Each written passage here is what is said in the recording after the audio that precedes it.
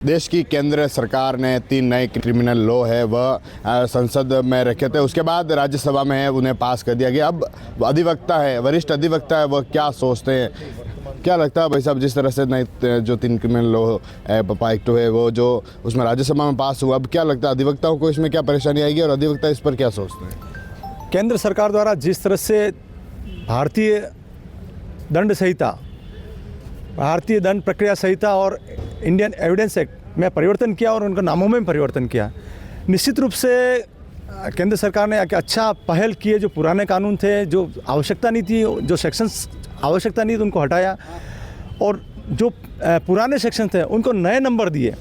Contents वही हैं पर नए नंबर दिए। निश्चित रूप से हमको, अधिवक्ताओं को, जजेस को, इवन पुलिस डिपार्टमेंट को, पुलिस को काफ़ी परेशानी रहेगी, परंतु हम सभी अधिवक्ता हैं, हमारा काम पढ़ने का ही है, तो हमें काफ़ी कम समय में हम इसको समझ पाएंगे और जल्दी इस पर हम अमल कर पाएंगे, हमें पूरी उम्मीद है। और निश्चित रूप से हम बार काउंसिल है India, bar council of Rajasthan और हमारे सुप्रीम कोर्ट प्रशासन, हाई कोर्ट प्रशासन इन जो नए परिवर्तन हुआ इस पर कार्यशाला आयोजित करेगी और अधिवक्ताओं को ट्रेनिंग देगी और काफ़ी कम समय में इस पर हम परिपक्व हो जाएंगे, पूरी उम्मीद है। फिर से पढ़ना पड़ेगा भाई साहब इस पर?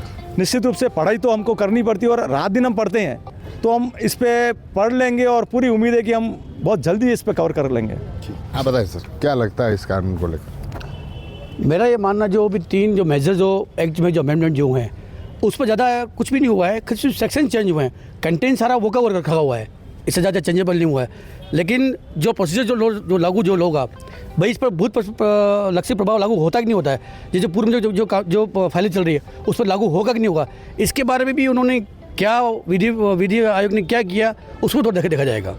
परेशानी क्या आने वाली है भाई साहब इस पर? परेशानी तो कोई कुछ आने वाली, मुझे नहीं लगता कोई आने वाली परेशानी है, क्योंकि लोगों को सारा वही लोग है।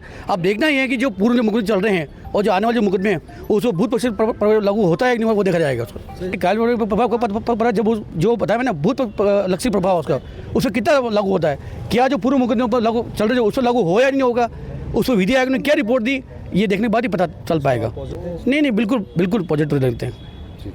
आप बताएं सर।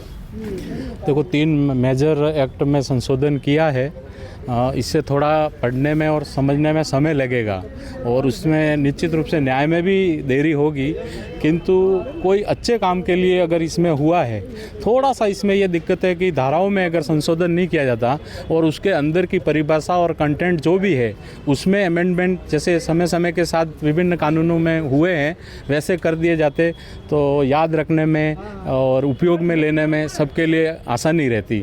पर वो अब सारी धाराएं भी बदल जाएगी तो थोड़ा पढ़ना पड़ेगा, समय लगेगा और उससे निश्चित रूप से थोड़ी बहुत न्याय मिलने में देरी भी होगी। लेकिन हम वकील हैं और पढ़ना हमारा काम है, हम हमारी तरह से हर तरफ से तैयार है इस कानून के लिए भी। कार्यप्रणाली में भी सब परिवर्तन होगा? कार्यप्रणाली में थोड़ी कार्यशालाएं रखी जाए और जैसे नया तुरंत तो लागू नहीं होगा, थोड़ी बहुत कार्यशालाएं रखेंगे जजेस के लिए, वकीलों के लिए है, सब के लिए, तो उससे हम तैयार हो जाएंगे और जो भी है देश में जल्दी न्याय मिले सबको, इस प्रयास में सब मिलकर कार्य करेंगे और नए कानून का स्वागत है। आप बताएं सर, आप क्या सोचते हैं इस पर? मैं सोचता हूँ कानून लाने के पहले इनमें क्या अमेंडमेंट हो रहे हैं या उसको किस प्रकार से परिवर्तित करते जा रहे हैं, ये पहले लोगों को बताया जाए, जिससे कि पता तो चले कि अमेंडमेंट हो रहे हैं तो उसका हम विरोध करें या पक्ष करें। जो भी होगा उसको बिना पढ़े पता तो चलेगा नहीं, तो उसके लिए पहले तो उसको जनता से और जनता से पहले एडवोकेट्स को इसको बताया जाए कि हम इन के अंदर ये चीज़ें परिवर्तित कर रहे हैं, उसके बाद ही वो कुछ कह पाएंगे। अब रही बात विरोध करने की, तो कोई तो कहता है भाई इस व्यक्ति ने बनाया इसलिए विरोध करें और कोई कहता है इसने बनाया इसलिए इसका पक्ष लें, तो इसको किसी बनाने वाले के आधार पर उसका पक्ष और विरोध नहीं करना चाहिए। और रही बात अमेंडमेंट पर भूत लक्षी प्रभाव, तो वो तो पढ़ने वाला है नहीं, क्योंकि पहले भी हिंदू एक्ट में संशोधन हुए थे तो उसको साफ किया जाता है 2005 के बाद जो प्रकरण लागू होंगे उसी पे अमेंडमेंट लगेगा। तो उसी प्रकार अभी जो संशोधन हो रहे हैं उसमें भी कोई ना कोई एक ईयर डिसाइड करेंगे कि इस ईयर के बाद जो भी प्रकरण दर्ज हो रहे हैं उनके ऊपर ये लागू होगा। पर लागू होने में सबसे बड़ी बात तो ये है कि अगर अपन किसी भी चीज़ पर अपनी रिएक्शन दें तो पहले उसको पब्लिक में लावें, ये कि भाई हम इस चीज़ में ये परिवर्तन करें। खाली आप धाराएं आगे पीछे करके अपने ना अमेंडमेंट तो व्यवस्था है उसमें, या फिर सज़ा कम ज़्यादा कर रहे हैं तो आपको सिर्फ उसमें पूरा लाने की ज़रूरत नहीं है, सिर्फ संशोधन ला सकते हो कि इस धारा में हम ये संशोधन, उससे भी काम चल जाता है। पर जब तक नया अमेंडमेंट और नई बुक्स पब्लिक के पास अवेलेबल नहीं हो तब तक इसके ऊपर कुछ कहना बेकार है। इसलिए मैं तो यही कहूँगा कि जो भी इस अमेंडमेंट पे ला रहे हैं कि आप उसको लागू करने के पहले एक एक चीज़ पब्लिक में बता दें, ताकि वो अच्छा है या बुरा ये एक अधिवक्ता बताएगा। वो जो विधायिका बैठी हुई है उनको प्रैक्टिकल नॉलेज नहीं है, प्रैक्टिकल नॉलेज एडवोकेट को ही है, तो वो भी बता सकता है कि आप जो अमेंडमेंट कर रहे हो वो हितभई है या विहित है। जैसे अब आपने 2005 में किया कि भाई लड़कियों को हिंदू एक्ट में दे दिया गया लड़के के समान हिस्सा, तो मैं अपनी ही बात बोल रहा हूँ, मैं नहीं कह रहा हूँ वो गलत है। मेरे ख्याल से अमेंडमेंट का एक बार पूछ लेते तो उससे क्या है कि जो भी खेत वेत है ना, जो पहले एकजुट होते थे 4 हिस्से, तो लड़कों के बीच में 2-2 बंट जाते थे। अब उसका नुकसान ये हो रहा है मेरी दृष्टि में कि लड़कियाँ इधर भी लेती हो, लड़के उधर भी लेते हैं। जो एक एक बीघा मिलना चाहिए था उसकी जगह पाव बीघा मिल रहा है, तो ना उसके काम आ रहा है ना अपने काम आ रहा है। क्या सुझाव देना चाहते हैं? तो ये नए एक्ट के बारे में तो पहले पब्लिक में लाए, हर एक बार एसोसिएशन की किताब वहाँ पे ला करके एक एक बुक रख दे, उसके बाद पता चलेगा कि इसमें हम क्या कहना चाहते हैं। तो मैं तो ये कि किसी के भी ऊपर आप पहले उसको पब्लिक में इंट्रोड्यूस करो कि इस बुक के हम ये ला रहे हैं, तो उसके बाद ही बता पाएंगे। सर आप बताएं, जो 3 नए क्रिमिनल लॉ है उस पर आप क्या सोचते हैं, क्या इफेक्ट पड़ेगा उस पर? नहीं, नया जो क्रिमिनल लॉ है वो बड़ा किया तो है, लेकिन इन्होंने अभी ज़माने के हिसाब से थोड़ी सख्त आवश्यकता थी, लेकिन फिर भी क्या है कि जिस रूप में और बिना चर्चा के पारित किया है वो सही नहीं है। क्योंकि जो अभी जो एग्जिस्टिंग लॉ चल रहा था, कानून चल रहा था, वो कानून एक तरह से देखा जाए तो अभी तक हिंदुस्तान का सबसे बेस्ट कानून चल रहा था, चाहे आईपीसी हो, चाहे सीआरपीसी हो या भारतीय साक्ष्य अधिनियम हो। और इनमें जो प्रावधान अगर इनको जोड़ने भी थे, ऐड भी करने थे, ये कहने को तो कहता ही है पुराने अंग्रेज़ों के ज़माने के कानून है, लेकिन इस पर समय रहते हमेशा हर कानून के अंदर हर में खुद इस केंद्र सरकार ने 2019 में क्रिमिनल लॉ में अमेंडमेंट किए थे, और ये अभी वाहवाही लुट रहे हैं साहब के नए कानून में फांसी की सजा है, जबकि ये पुराने कानून आईपीसी में भी जो है बच्चे के साथ बलात्कार की घटनाओं पर लेकर या गैंग रेप की घटनाओं में जो फांसी का प्रावधान पहले से किया हुआ है।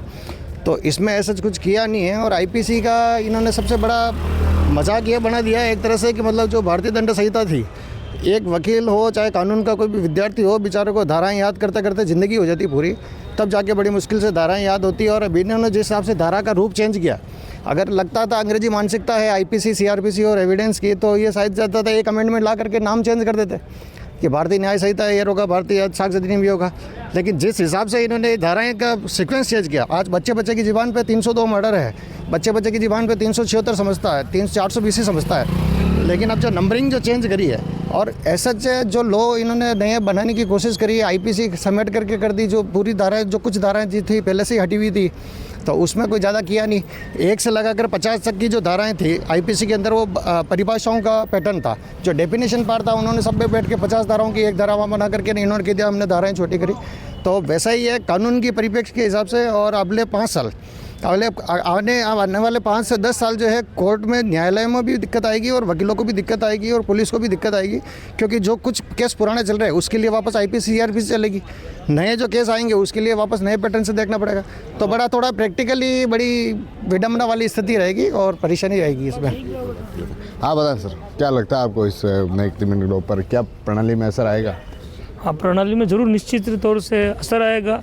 जो क्रिमिनल लॉ में, इसमें क्या पेनल कोड में बहुत सारे प्रकरण में प्रोसीडिंग लंबी चलता था और कई मुलजिम बच के निकल जाते थे। जो अभियुक्त होता था वो किसी कारणवश या कोई पेचीदगी छूट जाती है इन्वेस्टिगेशन ऑफिसर से या कोर्ट से, तो वो आराम से बाहर निकल जाता था, बरी हो जाता था। तो अब इसमें क्या उस पेचीदगी को भी वापस लाए ताकि उसमें वो अभियुक्त बच के निकल पाए। तो निश्चित रूप से इसमें अमेंडमेंट किया, अच्छा किया है, नाम का थोड़ा चेंज किया है, ठीक है, बाकी ज़्यादा कोई दिक्कत आने वाली नहीं। देखिए कई जिस तरह के अधिवक्ताओं के रिएक्शन है, कई तरह की बातें सामने आई, कई तरह के जो अब इनके जो रिएक्शन है सामने आए हैं कि कानून जो पारित किया जा रहा है वह अब वकीलों के साथ साथ जो दूसरे जो जज हैं, पुलिस है, उनको समझने में कुछ परेशानी होगी, कुछ समय लगेगा, लेकिन समय के साथ परिवर्तन ज़रूर देखने को मिलेगा। TV9 के लिए राजेश डांगी।